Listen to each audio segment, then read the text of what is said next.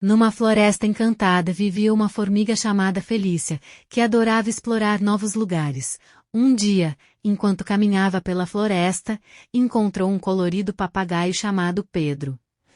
Pedro era um papagaio muito falante e amigável. Ele e Felícia logo se tornaram grandes amigos. Juntos decidiram explorar a floresta e descobrir coisas incríveis.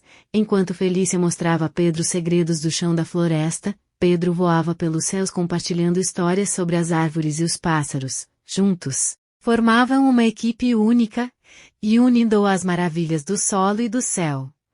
Num belo dia, eles encontraram uma árvore mágica que concedia desejos. Felícia desejou por um grande baú de tesouros para sua colônia, enquanto Pedro desejou por uma chuva de cores brilhantes, sempre que voasse.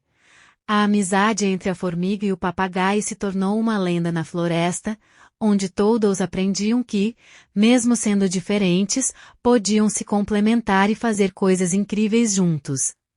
E assim, Felícia e Pedro viveram muitas aventuras, espalhando alegria e amizade por toda a Floresta Encantada. Fim.